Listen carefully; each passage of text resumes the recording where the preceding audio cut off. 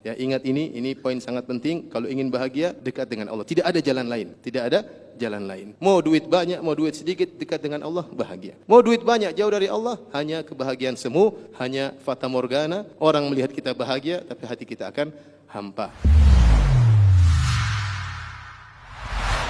Bismillahirrahmanirrahim. Assalamualaikum warahmatullahi wabarakatuh. Innal hamdalillah nahmaduhu wa nasta'inuhu wa nastaghfiruhu wa natubu ilaih wa na'udzu billahi min syururi anfusina wa min sayyiati a'malina. May yahdihillahu fala mudhillalah wa may yudlil fala hadiyalah. Asyhadu an la ilaha illallah wahdahu la syarikalah wa asyhadu anna Muhammadan abduhu wa rasuluhu la nabiyya ba'dah. Ya ayyuhalladzina amanu taqullaha haqqa tuqatih wa la tamutunna illa wa antum muslimun.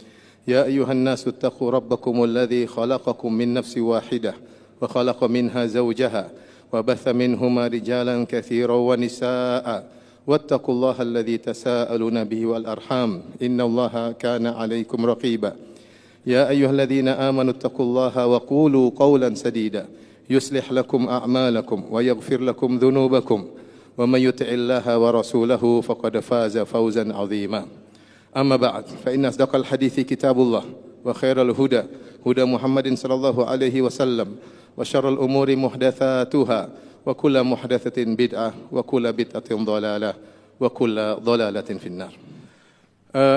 Pada para jamaah yang dirahmati oleh Allah Subhanahu wa taala, tidak kita ragukan bahwasanya pernikahan adalah sunnah Nabi sallallahu alaihi wasallam yang merupakan ibadah yang mulia, bahkan merupakan sunnah para mursalin.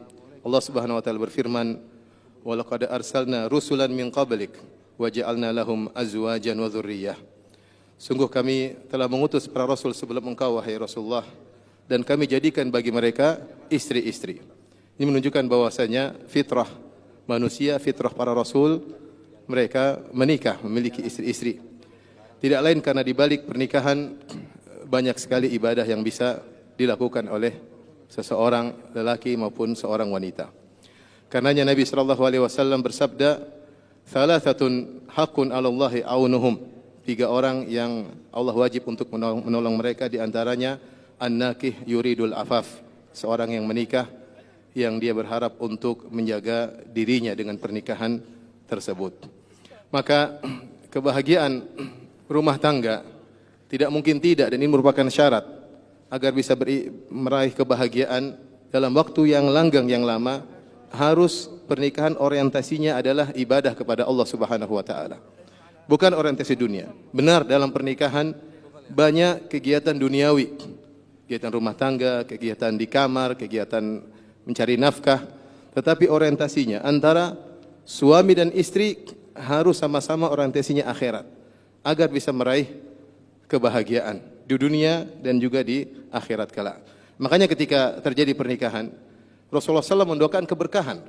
Barakallahu lak wa baraka alaik wa jama'a bainakum fi khair. Yang artinya semoga Allah memberkahi engkau wahai sang lelaki, tentunya juga pasangannya. Wa baraka alaik, dan semoga Allah beri keberkahan bagi keturunanmu. Baraka alaik.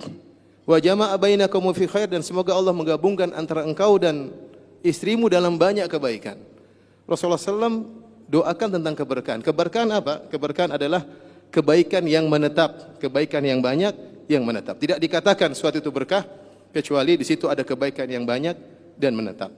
Oleh karenanya, jadikanlah pernikahan antara, nasihat kepada akhi Ibrahim bin Bedi Abdad, kemudian juga kepada ukhti Afaf binti Fuad Bishr, ya.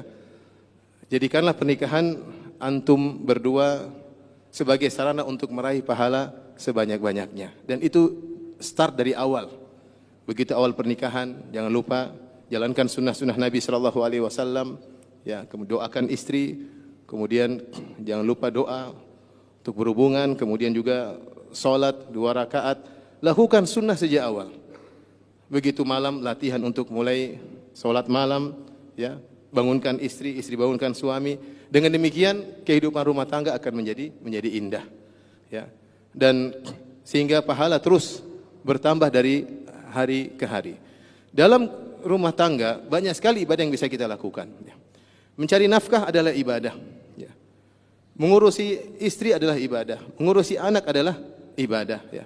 Sampai-sampai para ulama berpendapat jika ada dua orang lelaki, si A dan si B, yang A dia rajin beribadah, dia syabab, a'zab, ya, jomblo, tidak punya istri, waktu dia untuk beribadah banyak, untuk baca Quran, untuk sholat malam, ya, untuk puasa sunnah.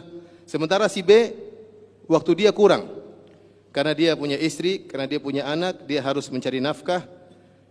Waktunya habis untuk ngurusi istrinya, waktunya habis untuk ngurusi anaknya.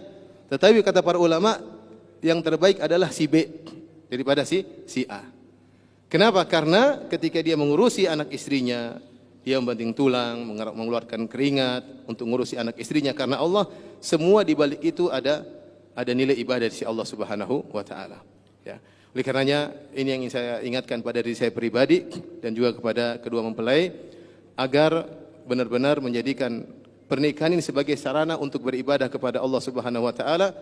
Jika ada kelalaian, saling mengingatkan bahwa kita ini menikah agar dekat kepada Allah Subhanahu wa taala.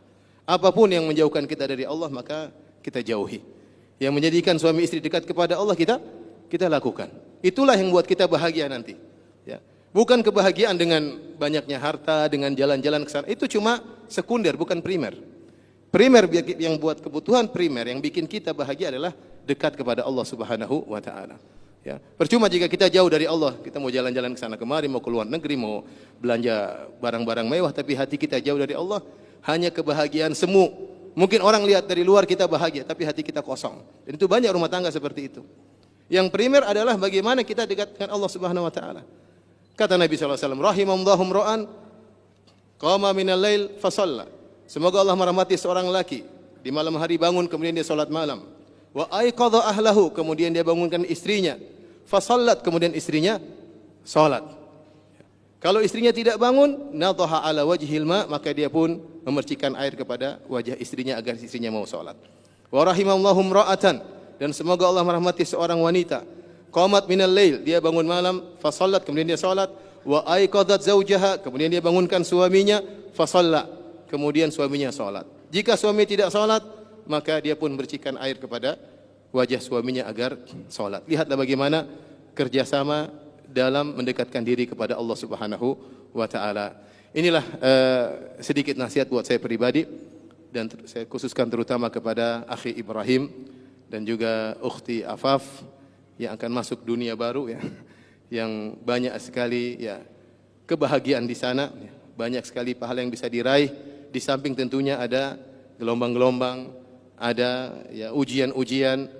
Insya Allah semuanya bisa dihadapi jika kita senantiasa dekat dengan Allah Subhanahu wa taala. Ya, ingat ini poin sangat penting. Kalau ingin bahagia, dekat dengan Allah. Tidak ada jalan lain. Tidak ada jalan lain. Mau duit banyak, mau duit sedikit, dekat dengan Allah, bahagia.